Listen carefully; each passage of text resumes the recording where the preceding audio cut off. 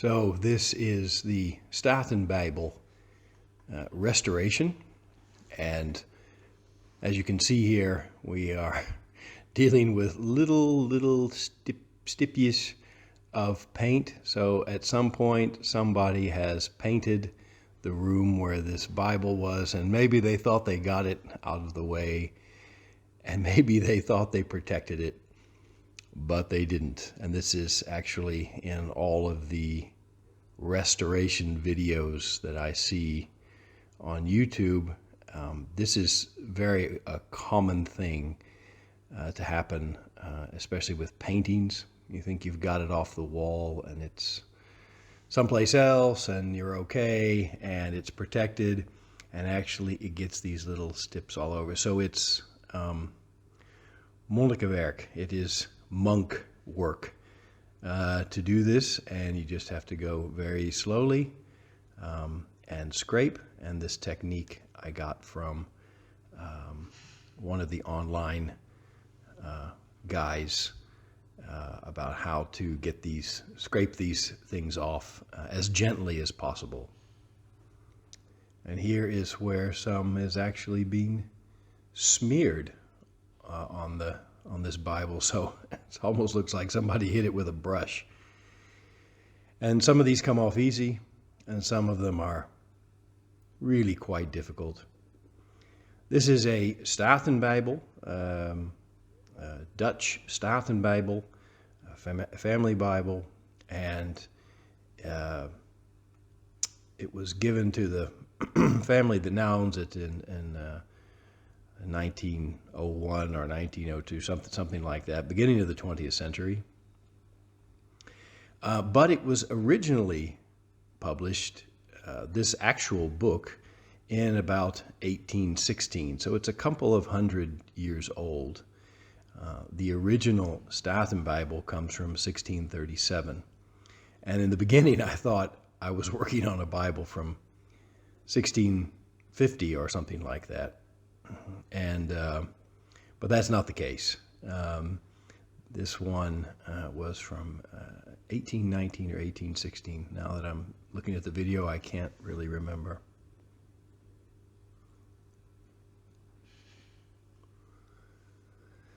As you can see, some of the metal wear is still on it. Not much of it was left, just about what you see right there. I think that's all of the metal wear. And the two clasps in the middle, I was able to pretty much leave those where they were and reuse them. And you'll see later in the video what I do with the piece of metal on the corner of the book there, on the right hand side of the screen. Here I'm still just scraping away little pieces of little dots of paint, and this probably took most of the work. It's just one piece of work. This took a lot of time, but I was able to do it without really adding significant damage to it, and taking a brush. The advice from the antique restorers was to take a brush and clean these things that way. So here's that corner protector. I got some tips about how to remove these things from furniture restorers, and you'll see I'm just trying to gently take a palette knife and gently work that up, and that works for some of it, and it doesn't work for all of it. So I'm going to have to regulate the force that I put on this so I don't all of a sudden just tear something to pieces. And one way of doing that is to get another palette knife and put it under the palette knife you're using, and then as you're pushing on that other palette knife, you're pushing on a strong surface that's not going to move and will disperse the energy out across the knife underneath, and so you don't damage the piece that you're working on or the piece that it's attached to. And so you see here that it came up quite nicely once I was able to do that. Even the little nails that were holding it together were still doing their job after 200 years. This is a kind of not wax, but it's a kind of a soap, kind of a leather conditioner. That's what I'm looking for, leather conditioner. And I put that on the Bible probably 4 times, and each time it just sucked it up. Here you can see that I'm again using the 2 palette knives to get the attachments, the leather attachments for the binding, but that really took quite some work.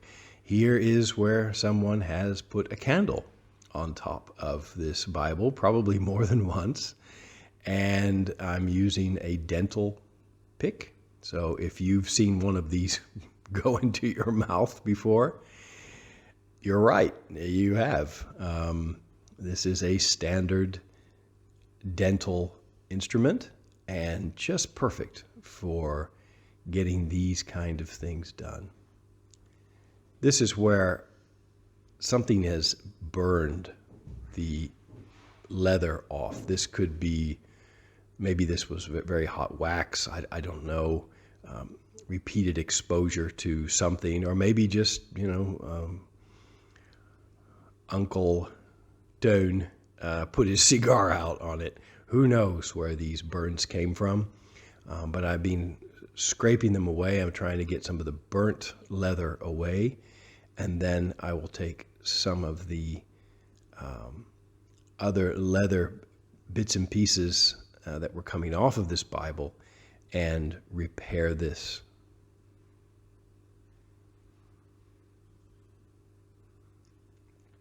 This is also the kind of work you need to do millimeter by millimeter and not get going too fast. So here's some of that old leather, kind of measuring it up.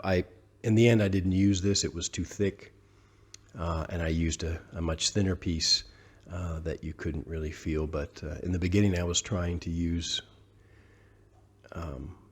be really efficient with those things. Here's another coat of this leather conditioner that we actually use on our couches at home. And you see how dark it is? That was absorbed very quickly. Always finding a few more paint marks here. And perhaps even now, I haven't gotten all of them. Quite a bit. And this is a paint mark that's 0.5 millimeter wide, something like that. It's also on the metal there. And then taking that conditioner and also getting the inside part of the cover done as well. The binding itself and the pages were in especially good condition, and these Bibles are beautiful. Their fold-out maps and that kind of thing are just amazing. Here we start to work on the spine of this thing, and again, the binding itself under this, the cardboard, the paper, the strings used to hold the Bible together seem to be in good shape, but this top spine, this is just in awful condition. So what I'm doing here is trying to remove it.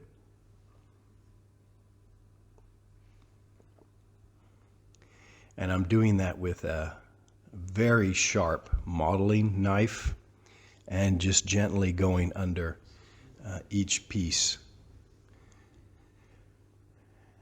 And that takes some time. And for the bigger pieces, I am using a palette knife, just moving it under there very gently, millimeter by millimeter.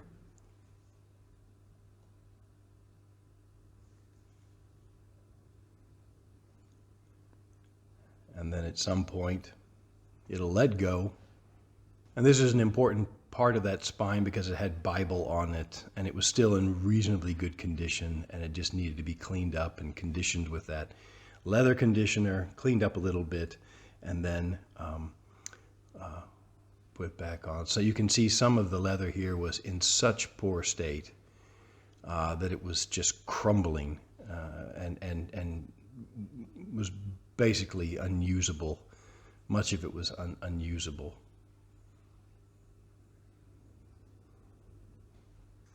But you still want to take it off very carefully so that you don't damage what's under there.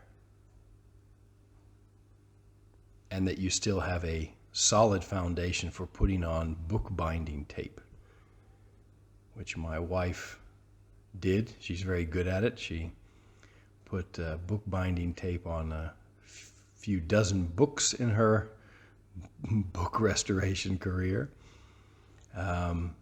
So she did a good job putting it on here, and you'll see that here in just a moment.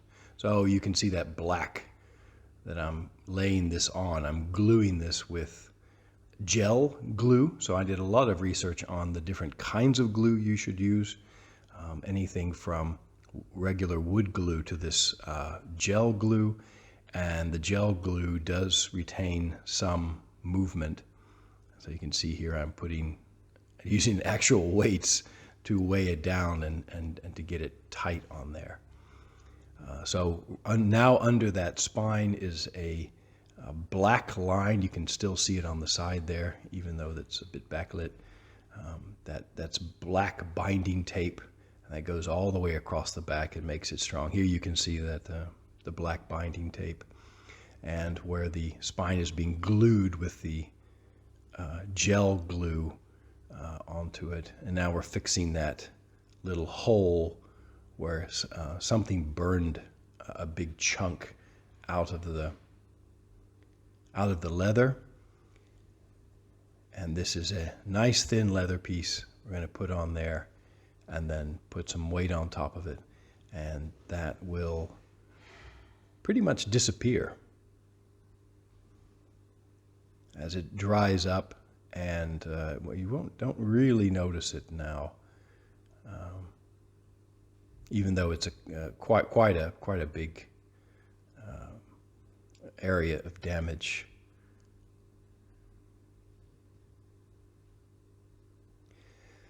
The edges here, very hard to find these things to protect the edges.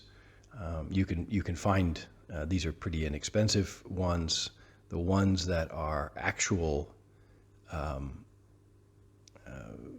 for these old Bibles, each one of these can be up to 50 pounds a piece, and these were, I don't know, two euros for a set of them. So with included with these tiny little screws, so it was just a matter of making the little hole, and with an enormous drill in comparison to the job that needed to be done. We just set that on there, just like they did on the old Bibles. They used exactly the same kind of technique. They used small nails instead of screws, but essentially the same technique is being used. And it makes such a difference to how the Bible looks and its presentability. And basically that was what I was looking for, is, how presentable is this Bible for for someone's home.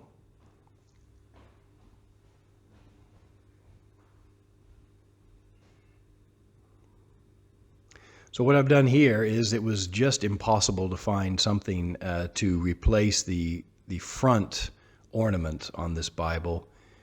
Couldn't find anything anywhere. And decided to use the old corner protection from the original Bible, and I just folded over one side so that if it ever needed to be restored with the original stuff, again, you could do it. And